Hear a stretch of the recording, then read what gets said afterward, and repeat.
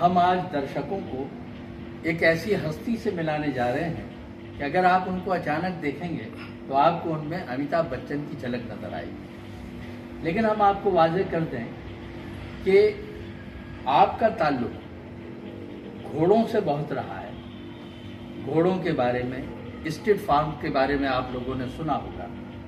आपने ये भी देखा होगा कि जो रेसें होती हैं उसके अंदर एक जैकी का बहुत बड़ा रोल होता है। तो मैं आपसे बहुत जल्दी उनको रूबरू करा रहा हूँ और ये दर्शकों को फिर मैं बता रहा हूँ कि आपकी ज़िंदगी में घोड़ों के साथ बहुत सारी ऐसी बातें रही हैं जिसके बारे में आपको बताएंगे। तो जनाब, आप अपने बारे में बताएं, आपका नाम क्या है? मेरा मेहराजुद्दीन जिलानी नाम है और मेरा लखनऊ रेस कोर्स है। मेरा सन 76 में 1976 में मेरा लाइसेंस रिन्यू हुआ। ये जो घोड़ों के बारे में आप देखिए, बड़े बड़े खतरनाक घोड़े होते हैं। कोई घोड़ा जो है अपने राइडर को गिरा देता है, कोई बड़ा खुराफाती घोड़ा होता है। जैसे आप देखते हैं कि लोग भी खुराफाती हैं, तो मैं समझता हूँ घोड़ों में भी इस टाइप की चीज़ें होती हैं। तो अब जैसे ये इस टाइप के घोड़े होते हैं, ये क्या क्या घोड़ों की नस्ल होती है, थोड़ा इस पर रोशनी डालिए। जी, पहली नस्ल जो है वो थारोब्रीड नस्ल होती है। विलायती घोड़े होते हैं, उनकी माँ, उनकी पापा, उनके फादर ये विलायती होते हैं और बच्चे भी थारोब्रीड उनको कहलाते हैं। थारोब्रीड बच्चे, थारोब्रीड माँ बाप, और ये बाहर से ही इंपोर्ट होके आते हैं।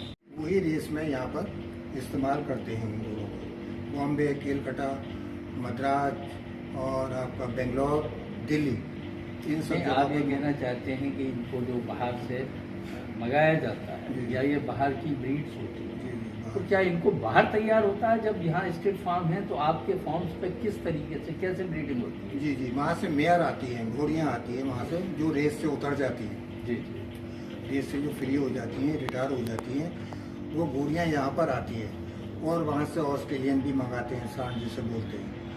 वो यहाँ पर हर चीज़ का स्टैंड अलग अलग होता है, उन सबके अस्तबल अलग होते हैं और पूरे इलाके के अंदर जितने अस्तबल होते हैं उनके उतने ही सहीस होते हैं देखा भाली करने वाले। उसके मुताबिक उनको क्रॉस कराया जाता है ब्रीडिंग के लिए। वहाँ से एक अच्छी नस्ल जो है तैयार होती है, जिनको आगे रेस के लिए या और बहुत सारे अदर्स उसके लिए, जैसे आप मान के चलिए आर्मी में जो हॉर्स दिए जाते हैं या पुलिस फोर्स को जो हॉर्स दिए जाते हैं, मतलब आप ये कहना चाहते हैं कि वहाँ से इन सब चीज़ों को तैयार करके भेजा जाता है। अब मेरा एक छोटा सा सवाल और है जिलानी साहब आपसे, कि आप ये बताएं कि जो घोड़े का जैकी होता है, जो रेस के साथ में उसका ताल्लुक रहता है, तो उसमें घोड़ों की लाइफ में सिर्फ जैकी का ही रोल है या उसके अलावा और भी जिसको आप हॉर्स बॉय कह सकते हैं, तो उसके बारे में थोड़ा सा दर्शकों को बताएं कि जैकी का बहुत अहम रोल होता है।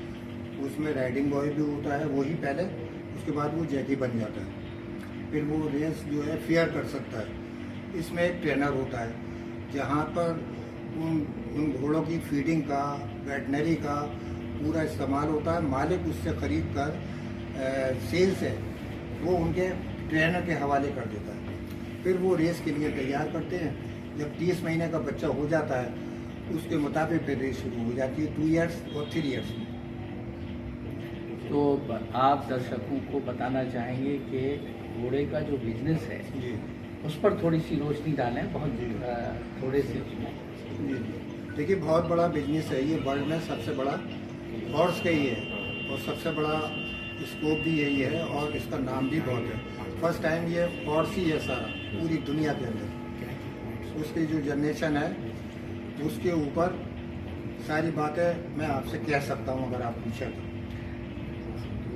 उसकी ब्रीडिंग, ये तो एक बहुत ही एक गहराई वाला सब्जेक्ट है, लेकिन चूँकि हम लोगों पे वक्त भी कम है, अगले एपिसोड में हम ये बताएंगे कि दरअसल घोड़ों से क्या बिजनेस मिलेगा और क्या हो सकता है। बिजनेस बहुत बड़ा है, बहुत बड़ा बिजनेस है और इंडिया से लेकर पूरे वर्ल्ड के अंदर एक नंबर पर है।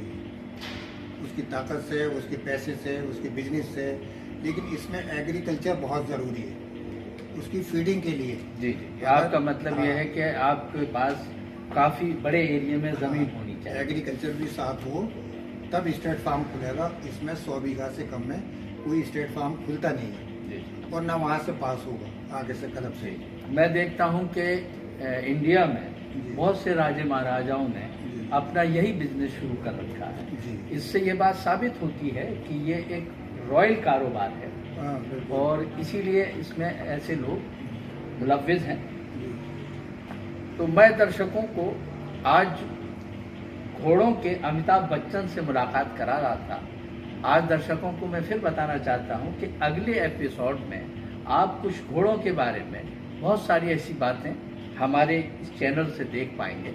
और मैं इसी के साथ फिर एक बार जिलानी साहब का शुक्रिया अदा करता हूं कि आपने हमारे दर्शकों को आज घोड़ों के बारे में ये सारी चीज़ें बताई। जी बहुत शुक्रिया, बहुत शुक्रिया, थैंक यू।